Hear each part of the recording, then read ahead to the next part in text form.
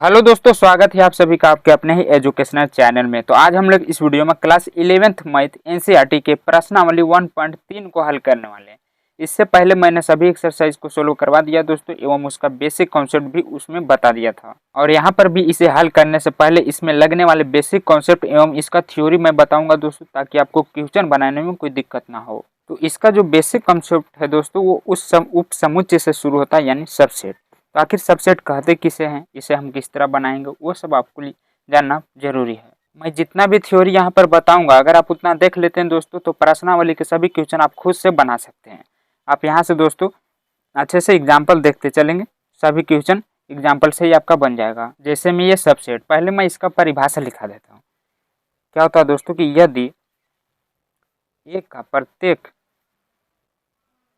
अवयव या पद, कुछ भी लिख सकते हैं आप, एक का प्रत्येक अवयव या पद समुच्चय बी में हो, तब ए बी का उप समुच्चय कहलाता है। कहने का मतलब है दोस्तों कि जितने भी ए में अवयव है, वही सेम चीज बी में भी होना चाहिए, तब हमारा सबसेट होगा। अगर नहीं रहे तो वह सबसेट नहीं होगा। जैसे मैं यहाँ पर एक एग्जांपल लेकर आपको बताता हूँ। यदि ए बराबर दोस्तों यहाँ पर 1 2 3 है, तथा बी बराबर दोस्तों यहाँ पर 1 2 3 4 तक ले लेते हैं, तो क्या ये सबसेट है या नहीं, पहले हम इसको चेक करेंगे। तो यहाँ पर ए में जितने अवयव दिख रहे हैं, सेम वही सेम दोस्तों बी में भी है। तो आपको लिखना है प्रूफ के तौर पर कि यहाँ 1 ए में है तथा 1 बी में भी है। यहाँ पर दोस्तों क्या हो जाएगा, 1 जो है बी में भी है, और 2 भी है ए में, और यहाँ पर भी है दोस्तों 2 किसमें, बी में। इसमें मतलब इस जो छोटा वाला है, जैसे ए छोटा ही रहेगा हर समय, छोटा वाला में जितने अवयव है सेम उतना बी में भी रहना चाहिए। ज़्यादा भी रहेगा तो चलेगा, लेकिन इसमें जितना है उतना रहना चाहिए।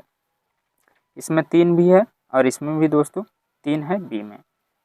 तो यहाँ पर ए का प्रत्येक अवयव बी में उपस्थित है, अतः ये सबसेट है बी का। सबसेट का चिन्ह आप इस तरह देंगे दोस्तों, ये हमारा सबसेट होता है, ये सबसेट है बी का। यहाँ पर मैं पहले आपको चिन्ह बता देता। अच्छा, इसको मैं बताकर इसका जो इम्पोर्टेंट संकेत है दोस्तों, इसे सबसेट कहते हैं, इसके अवयव क्या क्या होते हैं, वो संकेत मैं आपको लिखवा दूंगा नोट करके। देखिए, तो जो अवयव उपस्थित थे वो हमारा सबसेट हुआ। अगर ये उपस्थित ना रहे, जैसे इसमें कुछ मान लीजिए, अगला मैं एग्जाम्पल ले लेता हूँ, दूसरा नंबर। यदि ए बराबर दोस्तों यहाँ पर 1 2 7 ले लेता हूँ, तथा बी बराबर यहाँ पर 1 2 3 4 तक ले लेता हूँ। तो देखिए, ये छोटका अवयव है ए का 7, उस ये बी में नहीं है, तो ये हमारा सबसेट नहीं होगा। तो आपको लिख देना है कारण कि यहाँ जो 7 है दोस्तों ए में है, लेकिन 7 बी में नहीं है, तो यहाँ पर डज नॉट इक्वल, बी नहीं है, अतः यह जो है दोस्तों ये सबसेट नहीं है, ये सबसेट नहीं है बी का। बस इतना दोस्तों आपको दर्शाना होगा। अब मैं यहाँ पर इसमें लगने वाले संकेतों के नाम लिखा देता हूँ दोस्तों, आप लिख लेंगे महत्वपूर्ण संकेत करके। महत्वपूर्ण संकेत, जैसे यहाँ पर दोस्तों देखिए एक सबसेट है, तो यहाँ पर ये सबसेट को हम क्या कहते हैं, ये सिंबल है संकेत, इस तरह के सिंबल को हम उपसमुच्चय कहते हैं। उप समुच्चय या समुच्चय भी हम कहते हैं, इसको इंग्लिश में सब सेट्स कहते हैं। और एक किस तरह का आता है, मतलब बीचे से दोस्तों ई की तरफ रहेगा। इस तरह के सिंबल को हम क्या कहते हैं, अवयव या पद। जैसे यहाँ पर क्या मैंने बताया था कि एक का मतलब एक में जो अवयव है, 1 एक में अवयव है, और यहाँ 1 अवयव बी में है, तो यहाँ पर दोस्तों 1 होना चाहिए था।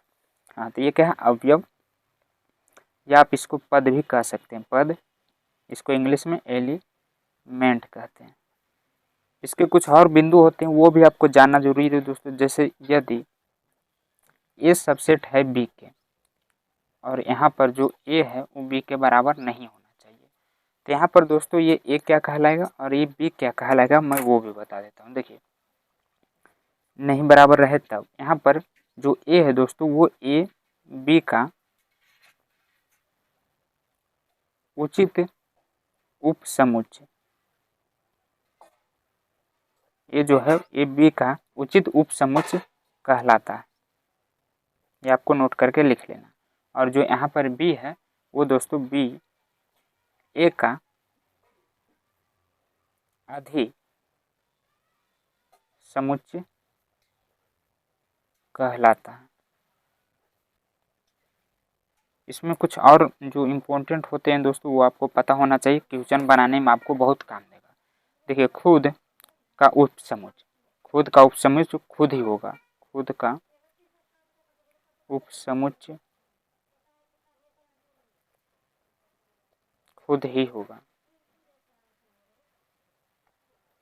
जैसे ए दोस्तों सबसेट है बी का, तो ये खुद ही होगा। और दूसर का में आपको लिखना दोस्तों, ये पहला हो गया, ये दूसर का में कि एगो फाई, कहीं भी आपको फाई दिखे दोस्तों तो हर जगह ये हर जगह समुच्चय का उपसमुच्चय होता है। फाई हर समुच्चय या जगह समुच्चय का उपसमुच्चय होता है। कहीं भी आपको देखा दो फाई दिखे दोस्तों तो वो हमेशा उपसमुच्चय होता ही है। तो इस सरका में आपको लिखना है कि यदि मान लीजिए समुच्चय ए बराबर एक ही पद दिया हुआ है या एक ही अवयव दिया गया है समुच्चय के अंदर, तो यह एकल समुच्चय कहलाता है। तो यह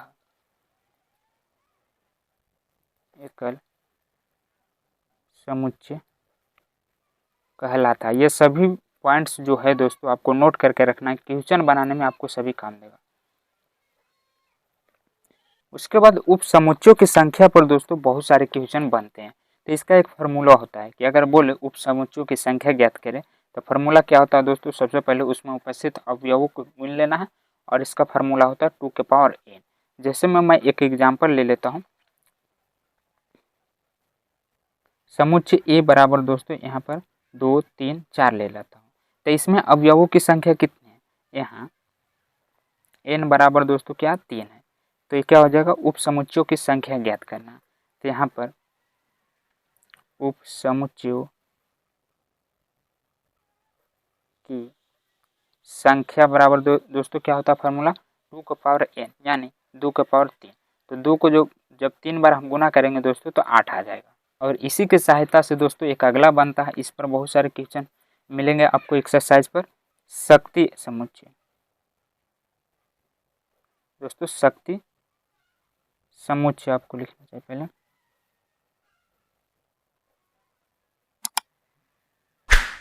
शक्ति समुच्चय यानी इसको इंग्लिश में हम क्या करेंगे, शक्ति का हो जाएगा पावर, समुच्चय का सेट्स, पावर सेट्स। इसका परिभाषा होता है दोस्तों कि किसी समुच्चय के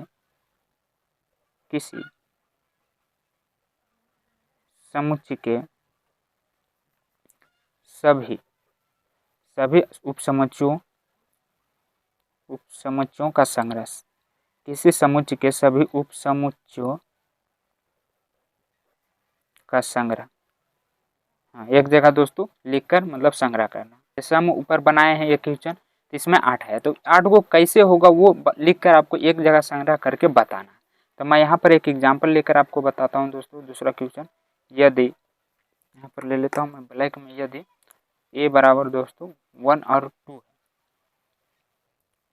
है, तो यहाँ पर क्या हो जाएगा हमारा n बराबर दोस्तों, इसको हल करेंगे और इसमें आपको शक्ति समुच्चय बताना। तो यहाँ पर सबसे पहले क्या हो जाएगा n, यहाँ n बराबर 2 है, तो उपसमुच्चयों की संख्या ज्ञात करना। उपसमुच्चय की संख्या बराबर, अभी मैंने बताया दोस्तों क्या होता है 2 के पावर n के जगह पर क्या 2 है, तो 2 दूनी 4 हो गया। अब 4 कौन कौन आएगा वो एक जगह संग्रह करके आपको लिखना है, तो वो हमारा शक्ति समुच्चय होगा। अब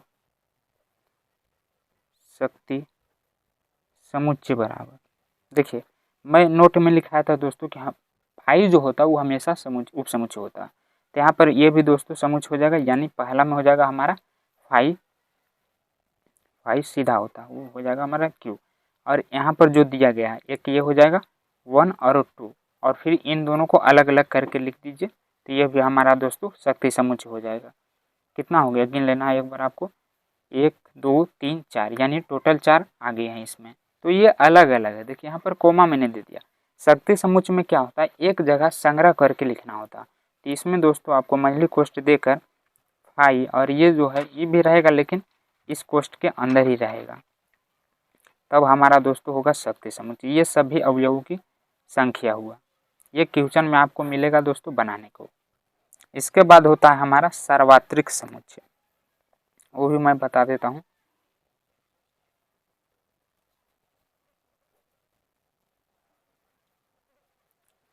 इसे हम इंग्लिश में क्या कहते हैं, यूनिवर्सल। यूनिवर्सल हाँ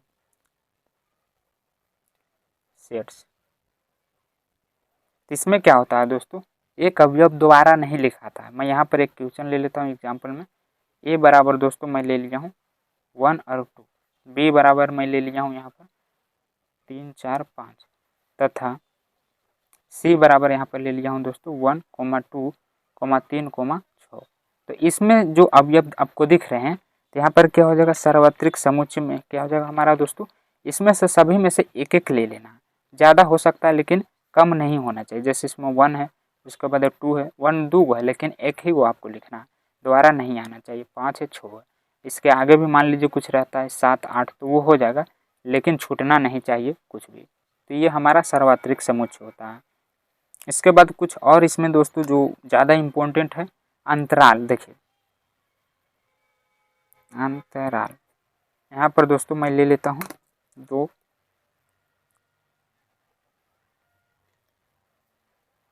पहला में दोस्तों क्या होता है, अंतराल, ये ओपन अंतराल। इसे ओपन के आप किस तरह पहचानेंगे, इस तरह के साइन यानी चिन्ह सिंबल रहेगा दोस्तों, तो ये हमारा ओपन रहेगा। और इसके अलावा अगर इस तरह का रहा, देखिए दूसरा में दोस्तों मान लीजिए इस तरह का रहा और इसमें बराबर भी दिया हुआ, तो ये हमारा दोस्तों क्लोज है। ओपन में क्या होता है, खुला रहता है, और ये हमारा क्लोज यानी बंद है। तो यहाँ पर लिख देता हूँ क्लोज। अब देखिए इस पर भी क्वेश्चन आपको मिलेगा दोस्तों आगे प्रश्नावली में। मान लीजिए यहाँ पर आपको यदि करके दिया हुआ है दोस्तों, ए से बड़ा है x और x से बड़ा है b, तो आप इसे किस तरह लिखेंगे दोस्तों। ओपन में देखिए यहाँ पर बराबर का चिन्ह नहीं है, सिर्फ बड़ा है, तो इसे आप छोटकी कोष्ठ के अंदर लिखेंगे। मान लीजिए आपको इस तरह भी मिल सकता है, यदि ए बड़ा है और बराबर भी है x के, और यहाँ पर दोस्तों x से बड़ा भी है और बराबर भी है, तो देखिए यहाँ पर आपको ये बराबर वाला चिन्ह मिले तो आपको बड़की कोष्ठ के अंदर लिखना है। ये आपको ध्यान देना दोस्तों, बहुत सारे बच्चे इसमें गड़बड़ा जाते हैं। देखिए इसका अर्थ क्या हुआ कि मान लीजिए एक बिंदु ई है, एक बिंदु ई है, इसे हम ए ले लेते हैं, इसे बी ले लेते हैं, तो ए और बी को छोड़कर बीच वाला जो भी है वो दोस्तों हमारा हुआ इतना ओपन में। और अगर यहाँ पर दोस्तों ए है और ई बी है, इसमें क्या हुआ कि सिर्फ अंदर वाला, और इसमें बाहर से लेकर पूरे लास्ट तक, शुरू से लेकर पूरे लास्ट तक दोस्तों ये हमारा होता है क्लोज वाला में। तो मैं 2 एग्जाम्पल और लेकर आपको बताता हूँ, फिर इसके बाद आप एक्सरसाइज खुद से बनाने का ट्राई कीजिएगा वीडियो रोक कर। देखिए मान लीजिए यदि आपको इस तरह देख लिखल मिले, ए बराबर है एक्स के और बड़ा भी और बी, तो देखिए यहाँ पर दोस्तों क्या बड़ा के साथ बराबर भी दिया हुआ है। तो जब इस तरह का आपको सिंबल दिखे तो यहाँ पर क्या होता है, मतलब क्लोज वाला बड़की कोष्ठ होता है, यहाँ पर दे देंगे ए, और इधर दोस्तों यहाँ पर बराबर वाला चिन्ह नहीं है। अगर यहाँ पर भी रहता तो बड़की दोनों में हो जाता, अगर नहीं है दोस्तों तो हम भी छोटकी कोष्ठ दे देंगे।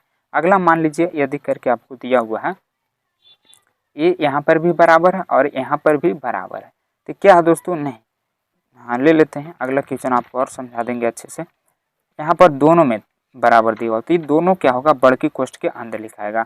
मान लीजिए यहाँ पर बराबर नहीं रहता, ये दोस्तों इधर छोटकी कोष्ठ हो जाता, और इधर बराबर दिया हुआ तो ये हमारा बड़की कोष्ठ हो जाता। तो इस तरह दोस्तों आपको सिंबल लिखना, और इस पर बहुत सारे क्वेश्चन आपको मिल जाएंगे प्रश्नावली में। तो चलिए आपको सोल्व करके बताते हैं। यहाँ पर क्या कर रहा है, रिक्त स्थानों में प्रतीक। अभी मैंने बताया था दोस्तों कि इसका मतलब क्या होता है, सबसेट होता है, और अगर काट दे तो सबसेट नहीं है, को भर कर सही कथन बताइए। पहले आपको चेक करना है कि ये सबसेट है कि नहीं। अगर है दोस्तों तो ये वाला सिंबल देंगे, और अगर नहीं है तो ये वाला सिंबल देंगे। तो सबसे पहले दोस्तों क्वेश्चन उतारने के बाद आपको क्या करना, देखिए मैं एक बार मान लेता हूँ यहाँ पर इसे सबसेट ए बराबर 2 3 4, और यहाँ पर खाली स्थान दे देता हूँ बी, इसको मान लेता हूँ मैं 1 2 3 4 और 5, इतना दी हुआ। अब देखना, देखिए 2 इसमें भी है, 2 इसमें भी है, 3 इसमें भी है, 3 इसमें भी है और 4 इसमें भी है, 4 इसमें भी है। यानी छोटे अवयव छोटे समुच्चय के सभी प्रत्येक अवयव समुच्चय बी में है तो ये समुच्चय होगा। तो आपको कारण सहित लिख देना है दोस्तों कि यहाँ पर 2 ए में है तथा और बी में भी है। 2 जो है दोस्तों बी में भी है, 3 है ए में और 3 बी में भी है। अगर एक भी ना रहता दोस्तों तो सबसेट नहीं होता। 4 भी है, 3 4 ए में है और 4 बी में भी है। तो ये क्या हो जाएगा दोस्तों, अतः ये सबसेट है बी का। तो यहाँ पर आपको दोस्तों भर देना है ये वाला चिन्ह।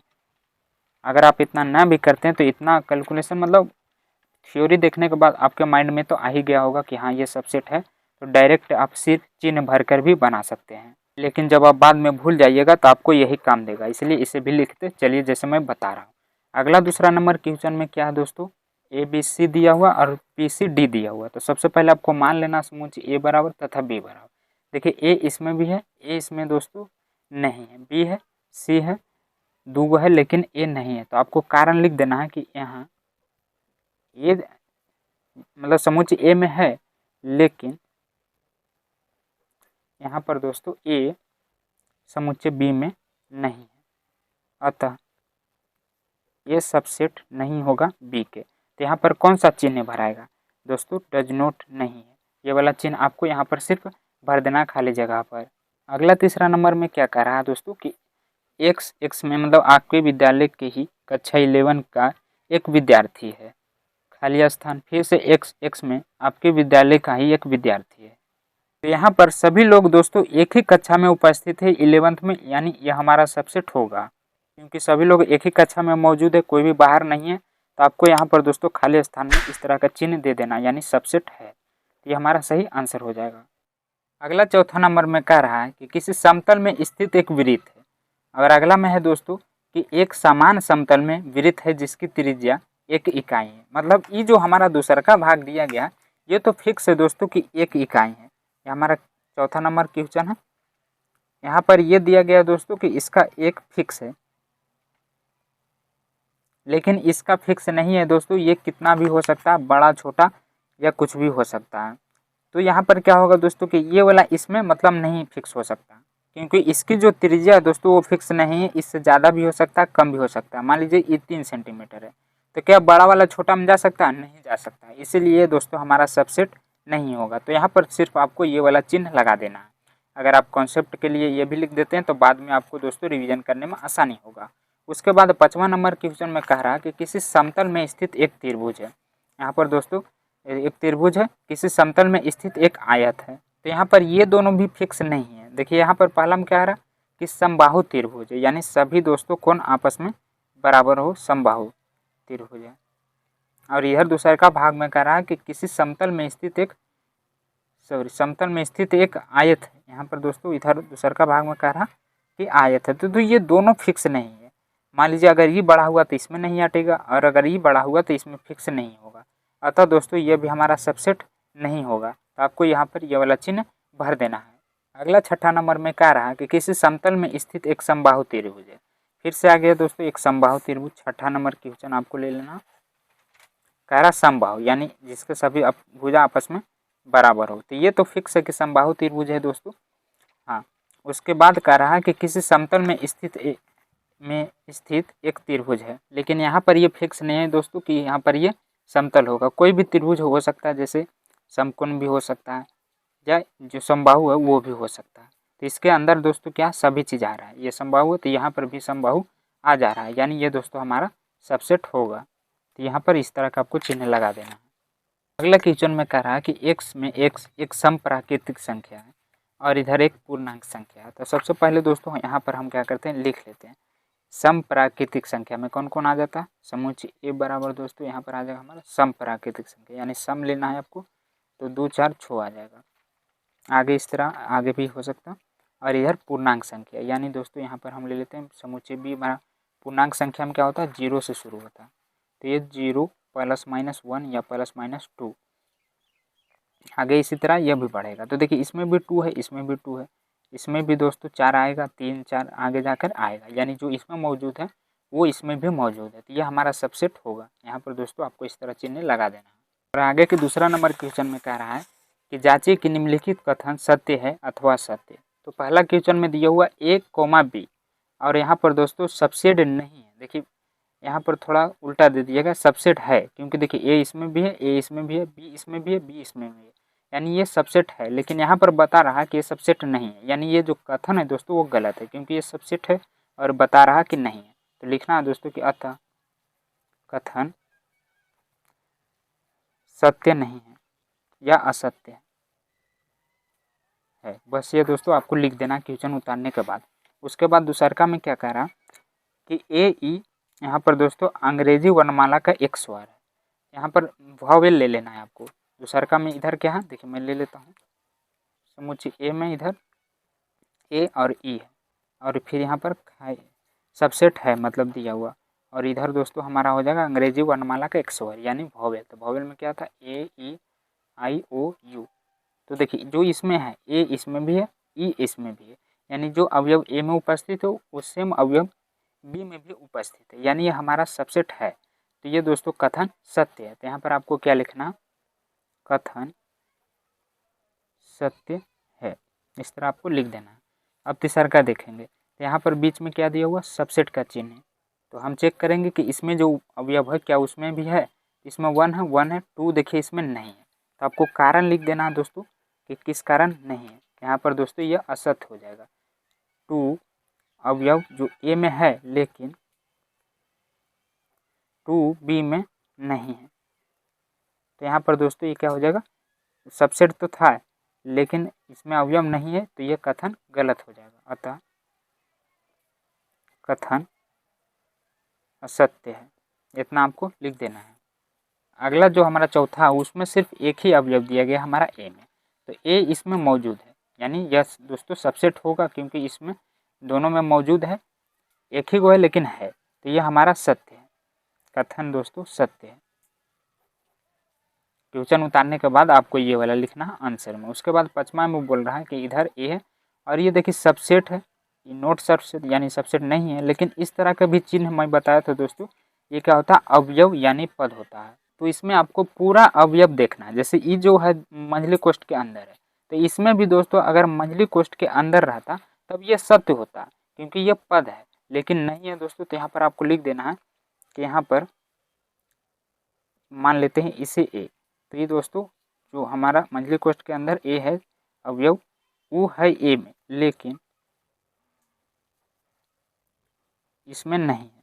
क्यों नहीं है दोस्तों, बी में नहीं है, क्योंकि ये सिर्फ एक ही पद है। यहाँ पर दोस्तों सिर्फ ए था, ए के अंदर मतलब मंझली कोष्ठ नहीं लगा हुआ था। अगर इस तरह रहता तो ये सत्य होता, लेकिन ये दोस्तों असत्य है क्योंकि इसमें सिर्फ खाली दिया हुआ। अतः कथन असत्य है,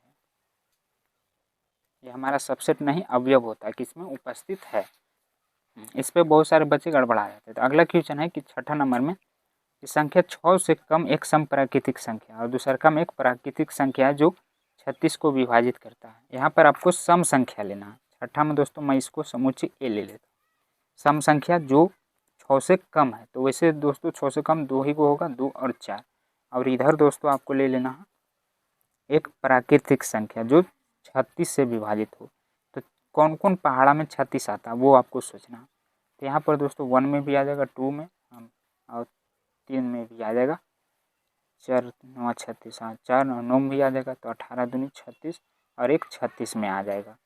तो अब आपको देखना है कि जो यहाँ पर छोटका अवयव मतलब ए में जो उपस्थित है 2 और 4, क्या बी में भी है, 2 इसमें भी है, 2 इसमें भी, 4 भी है, यानी दोनों अवयव उपस्थित है दोस्तों। तो अतः कथन सत्य है, क्योंकि यहाँ पर दोस्तों सबसेट कह रहा है, यानी सबसेट है, ए बी का सबसेट है, इसलिए कथन सत्य होगा। उसके बाद अगला क्वेश्चन में क्या कह रहा है 3 नंबर में कि मान लीजिए कि ए बराबर इतना है, निम्नलिखित में से कौन सा कथन सही है या नहीं है, कारण सहित आपको बताना है। तो इसमें पहला क्वेश्चन है दोस्तों 3,4 सबसेट है ए के। आपको देखना है दोस्तों कि 3 और 4 यहाँ पर इसमें है कि नहीं। तो देखिए 3 और 4 है, लेकिन यहाँ पर अलग अलग रहता दोस्तों तब ये सबसेट होता, लेकिन इसमें क्या है, पद है। मैं बता दूं कि अगर दोनों एक साथ रहे मंझली कोष्ठ के अंदर और अंदर रहे तो ये हमारा पद होता है, जबकि यहाँ पर दोस्तों सबसेट में क्या होता है, दोनों अलग अलग होना चाहिए। ऐसा नहीं है। तो ये दोस्तों सबसेट तो दिया हुआ, लेकिन ये कथन असत्य है क्योंकि सबसेट नहीं है। अगर ये मंझली कोष्ठ यहाँ पर नहीं रहता तब कथन सत्य होता, और ये दिया हुआ है इसलिए ये कथन दोस्तों गलत हो जाएगा। अतः कथन असत्य है, असत्य है। उसके बाद अगला क्वेश्चन में देख लेते हैं दूसरा नंबर में क्या कह रहा है। तो देखिए मैं यहीं से चाहता हूँ तो आपको समझा देता हूँ, लेकिन यहाँ पर दोस्तों देखिए आपको सिंबल भी ध्यान देना है। ये होता है हमारा सबसेट यानी उपसमुच्चय समुच्चय का, और ये वाला जो हमारा महत्वपूर्ण संकेत लिखा था दोस्तों उसमें ये दोनों मैं बता दिया था कि काफ़ी इंपॉर्टेंट है दोस्तों क्वेश्चन बनाने में। तो यहाँ पर देखिए क्या दिया हुआ, ये दिया हुआ दोस्तों अवयव यानी पद। तो ये पद आपको देखना है ए में। यहाँ पर दोस्तों हमारा ए है, तो क्या ये पद हमारा दिया हुआ है ए में। देखिए छोटकी कोष्ठ के मंझली कोष्ठ के अंदर दोस्तों ये पद दिया हुआ है, अतः यह दोस्तों कथन सत्य होगा क्योंकि ये सबसेट नहीं पद है अवयव, अतः कथन सत्य है। आगे देखेंगे तीसरा नंबर में क्या कह रहा है कि देखिए इसमें क्या है, दो दो को मंझली कोष्ठ के अंदर मंझली कोष्ठ है, और ये देखिए सबसेट है। तो मैंने क्या बताया था दोस्तों कि अगर यहाँ पर ना रहे तब सबसेट होगा, और अगर एक और रहे तो भी सबसेट हो जाएगा।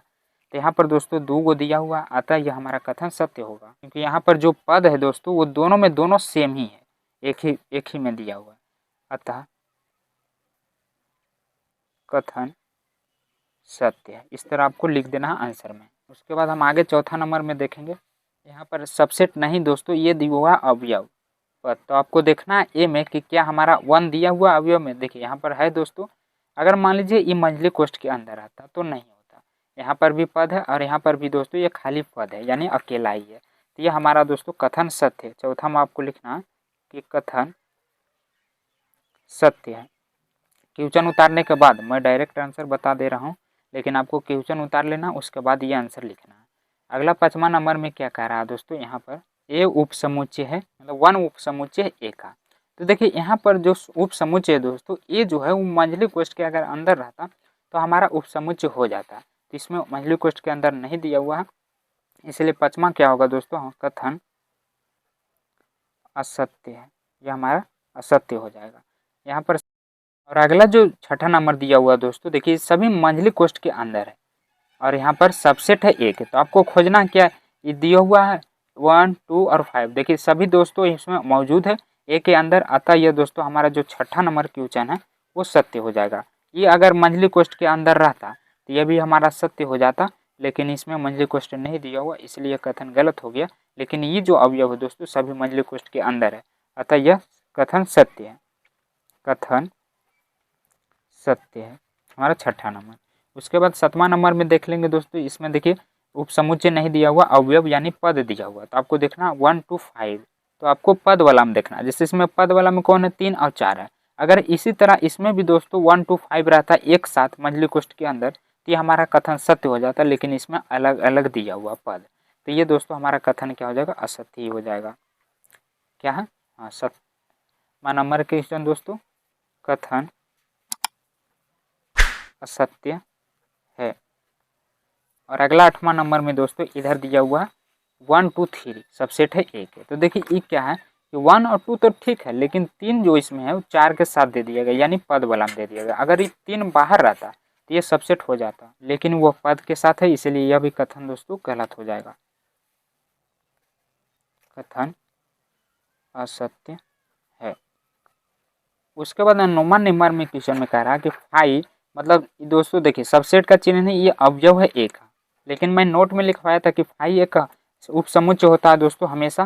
तो यहाँ पर क्या हो जाएगा कि ये तो अवयव दिया हुआ, तो ये दोस्तों कथन असत्य हो जाएगा यानी गलत है। कथन असत्य क्योंकि 5 हमेशा उपसमुच्चय ही होता है, अतः कथन असत्य है। अगला में देखेंगे दोस्तों 10वां नंबर में कह रहा है कि 5 उपसमुच्चय है। ये देखिए सही है, यहाँ पर दे दिया उपसमुच्चय, यहाँ पर अवयव दे दिया है। तो ये हमारा 10वां का क्या हो जाएगा, कथन सत्य है। एक क्वेश्चन इसमें और है दोस्तों कि 5 जो यहाँ पर देखिए मंझली कोष्ठ के अंदर है, सबसेट है एक का। तो सबसेट कब होता है, जब इसमें दोस्तों मंझली कोष्ठ नहीं रहता तब। तो ये भी दोस्तों क्या हो जाएगा, देखिए ये हमारा सही है और ये हमारा मंझली कोष्ठ दे दिया, इसलिए कथन असत्य है। क्वेश्चन लिखने के बाद आपको आंसर में ये लिख देना है। उसके बाद क्या कह रहा है, चौथा में निम्नलिखित समुच्चयों के सभी उप समुच्चय लिखिए। तो वही फार्मूला आपको लगाना है दोस्तों, जो कि मैं बताया था उस समुच्चय निकालने के लिए 2 के पावर n। तो यहाँ पर सबसे पहले आपको पहला मान लेना, माना कि समुच्चय a बराबर क्या दिया गया, ये दिया हुआ।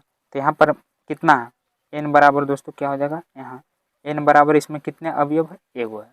अब उप समुच्चयों की संख्या, उप समुच्चयों की संख्या बराबर क्या होता है फार्मूला, 2 के पावर n, यानी 2 के पावर जब हम 1 करेंगे दोस्तों तो 2 ही आ जाएगा।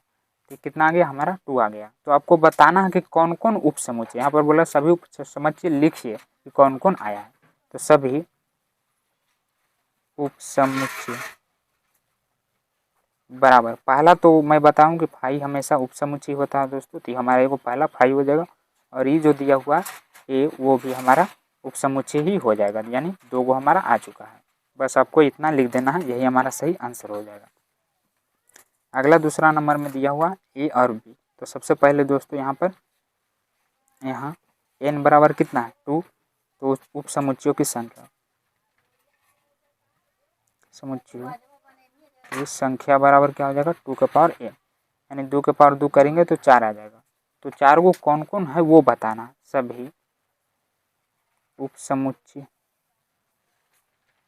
समुच्चय बराबर। पहला तो दोस्तों फाई हमेशा उप समुच्चय होता है, और जो इसमें दिया हुआ है एगो, और फिर दोनों को हम अलग अलग कर देंगे। तो ये हुआ हमारा 2 गो, और एगो दोस्तों अकेला में ए होता और फिर एगो बी। तो ये दोस्तों टोटल 4 गो हो गया हमारा, इतना सही आंसर हो जाएगा। उसके बाद एक क्वेश्चन शायद इसमें और, हाँ 2 क्वेश्चन है। तीसरा नंबर दोस्तों, इसमें आपको पहले n की संख्या निकालनी, n बराबर यहाँ कितना अवयव है, 3 है। तो उप समुच्चयों की संख्या बराबर क्या हो जाएगा, 2 के पावर 3 डायरेक्ट कर देते हैं दोस्तों, और 2 के पावर 3 कितना होता है, 8 होता है। अब आपको बताना कि 8 को कैसे होगा, सभी अवयव लिख के बताना, सभी उप समुच्चय बराबर। देखिए पहला तो दोस्तों फाई हमेशा उप समुच्चय होता है, उसके बाद जो दिया हुआ उसी को लिख दीजिए, 1 2 3 ये हो गया। अब ये जो है इसको तोड़ तोड़ के बनाइए, जैसे इसमें 1 2 भी हो सकता है, और इधर फिर 2 3 भी हो सकता है, फिर लास्ट वाला और शुरू वाला हो सकता है, यानी 1 और 3 हो सकता है। आप सभी को एक एक बार अकेले अकेले भी लिख दीजिए, क्योंकि वो भी उप समुच्चय होता है। तो ये हो जाएगा 3। अब गिन लेना, 1 2 3 4 5 6 7 8 टोटल आ जा रहा है 8 गो दोस्तों। तो ये हमारा सही आंसर हो जाएगा। और एक पचमा में बोल रहा है कि पी में कितने अवयव है, यदि ए बराबर 5 दिया हुआ। तो देखिए 5 में इसमें एन की संख्या क्या हो जाएगा दोस्तों, 5वां नंबर क्वेश्चन में यहाँ क्या दिया हुआ हमें, ए बराबर 5 दिया हुआ। तो एन बराबर क्या हो जाएगा, यहाँ पर दोस्तों एक ही अवयव है, नहीं अगर मंझली कोष्ठ के अंदर रहता तब। यहाँ पर दोस्तों ये 0 है, एन की संख्या यहाँ पर क्या 0 है। तो इसका क्या हो जाएगा, उप समुच्चय की संख्या बराबर की संख्या बराबर दोस्तों यहाँ पर क्या हो जाएगा, 2 के पावर n, यानी 2 के पावर 0। तो 2 के पावर n मतलब 0 कुछ भी रहे, तो कोई भी संख्या का पावर अगर 0 है तो उसका मान 1 होता है। तो यही इसका सही आंसर हो जाएगा। तो सभी उप समुच्चय ना पूछ रहा है, तो सभी उप समुच्चय सिर्फ इसमें एक ही है, सभी उप समुच्चय बराबर। देखिए एक है तो एक इसमें क्या हो जाएगा दोस्तों, फाई हमेशा उप समुच्चय होता है। तो यही इसका सही आंसर हो जाएगा।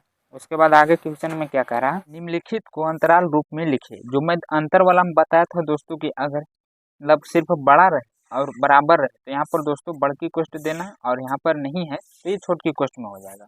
छठा का क्वेश्चन नंबर 1 उतारने के बाद आपको आंसर में लिखना है दोस्तों, क्या हो जाएगा, देखिए x में x बिलोंग्स टू r, मतलब ये आपको लिखना है अंतराल रूप। तो क्या हो जाएगा दोस्तों, इधर हमारा छोटकी कोष्ठ हो जाएगा, क्योंकि सिर्फ ये वाला चिन्ह है। तो इधर हो जाएगा -4, और इधर देखिए बराबर भी, बड़ा तो है लेकिन बराबर भी है, तो इधर क्या हो जाएगा, बड़की कोष्ठ हो जाएगा। तो इतना लिखकर आपको दोस्तों छोड़ देना, यही हमारा सही आंसर हो जाएगा।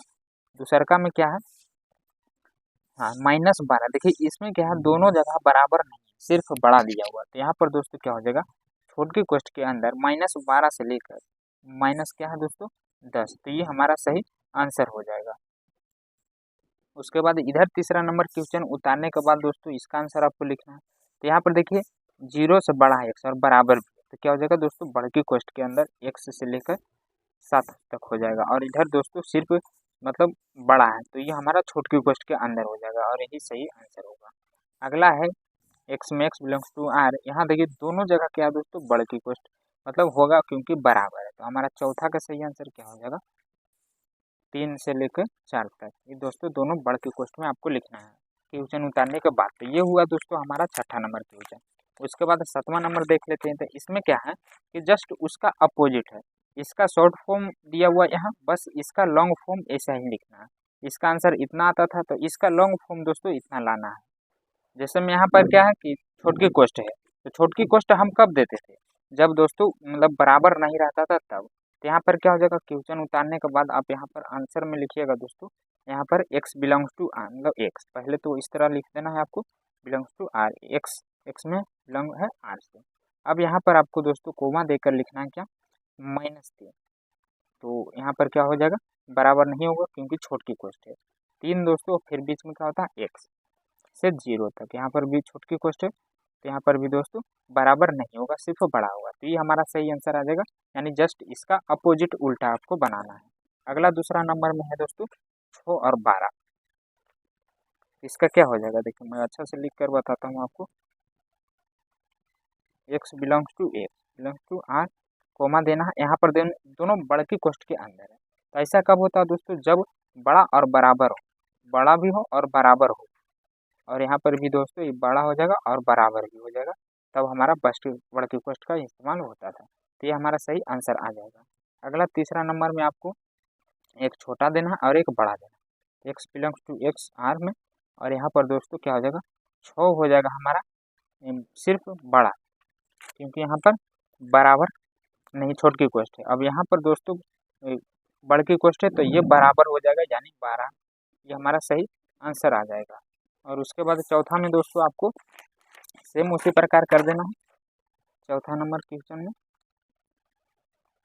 x belongs to x R में, यहाँ पर क्या बड़की कोष्ठ है तो ये बराबर हो जाएगा, पहले दोस्तों सॉरी 23 लिखना चाहिए था हमको, -23 हो जाएगा, और यहाँ पर बड़की कोष्ठ हो जाएगा मतलब बराबर में बड़की कोष्ठ दिया हुआ तो यहाँ पर बराबर हो जाएगा x, और इधर छोटकी कोष्ठ है तो इधर सिर्फ 5 हो जाएगा और ये मंझली कोष्ठ के अंदर लिखाएगा। तो ये हो गया हमारा दोस्तों चौथा भी। अब आगे क्या कह रहा है, निम्नलिखित में से प्रत्येक के लिए आप कौन सा सर्वात्रिक समुच्चय प्रस्तावित करेंगे। ऐसा समुच्चय लेना है आपको दोस्तों जिसमें दोनों आ जाए, त्रिभुजों समकोण त्रिभुजों का समुच्चय और समबाहु त्रिभुजों का भी समुच्चय आ जाए। तो देखिए मैं यहाँ पर दोस्तों 8वां का जो पहला और दूसरा का दोनों एक ही आंसर बता देता हूँ। क्वेश्चन उतारने के बाद आप दोनों में एक ही आंसर लिख लेंगे। ऐसा कौन सा समुच्चय है जिसमें दोनों आ जाएगा, सार्वत्रिक समुच्चय। इसे हम किससे डिनोट करते हैं, इस तरह से यू से, मैं बताया था दोस्तों, हाँ यू से। तो इसमें आपको क्या लेना है देखिए मैं बताता हूँ, सभी